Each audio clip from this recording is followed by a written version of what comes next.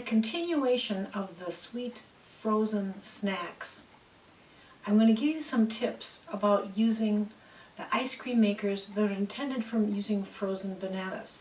Now you can find lots of videos of these online to see how they work, but I'm going to give you a few extra tips about it. Now the first thing they will always tell you is you need ripe bananas. Ripe bananas are the best. You don't want them to be rotten bananas.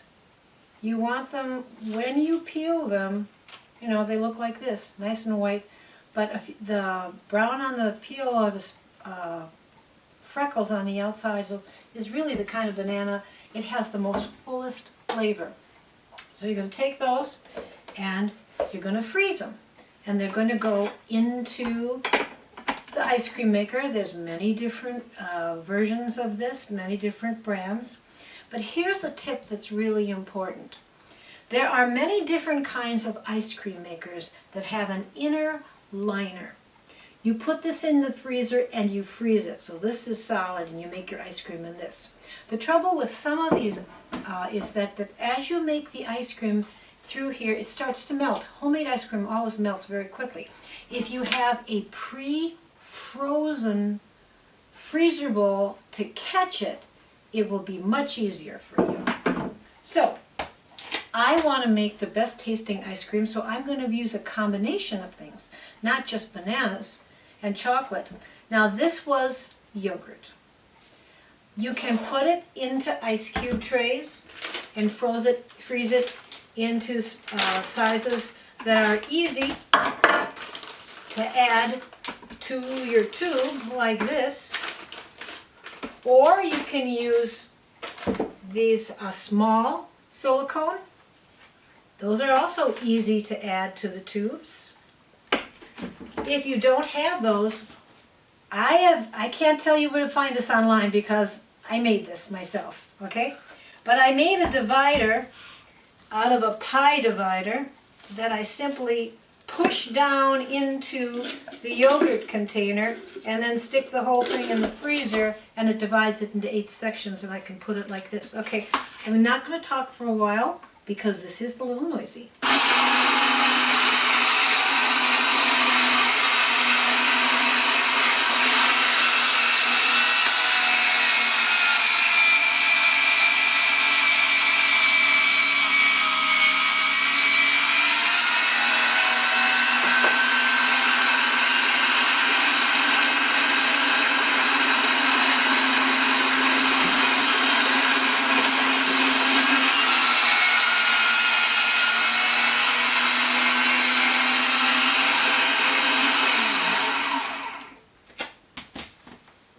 You can include berries, mangoes, all kinds of different fruit, coconut.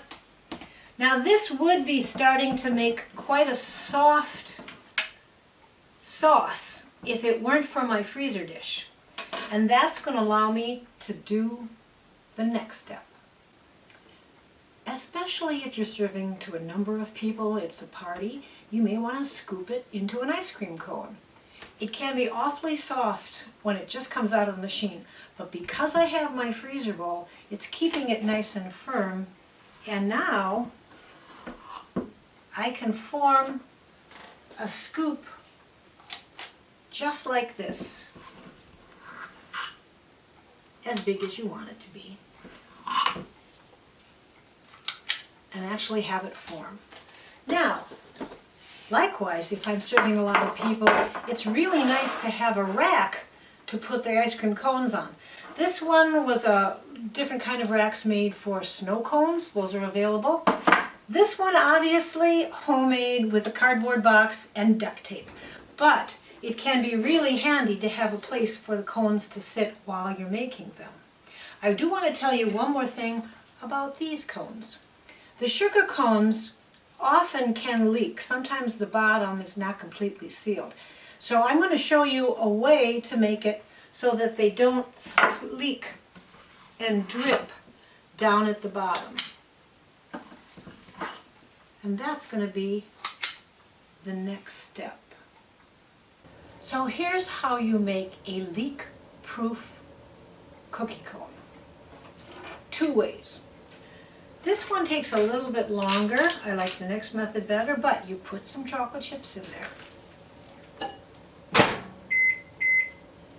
You put it in the microwave. Now the time you put it in depends on how many cones and chocolate you're putting in and the wattage of your microwave.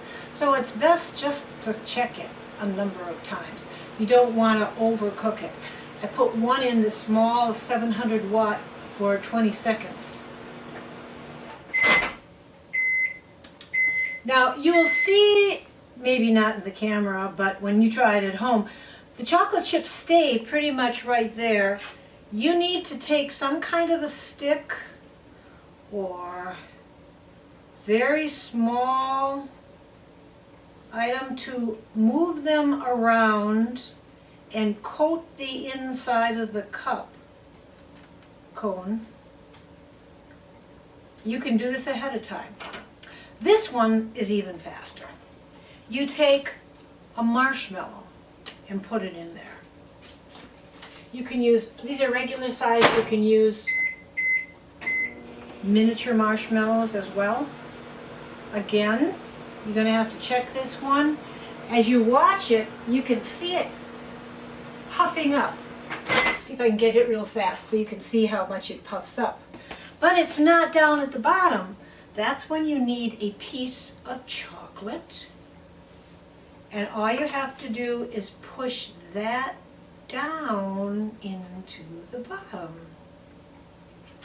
Now, nothing's going to come leaking out of this cone.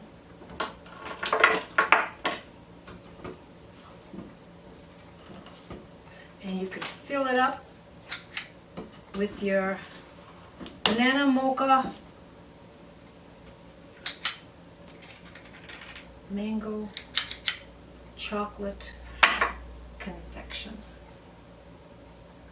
with no lip drips, even though it's dripping on me from the outside.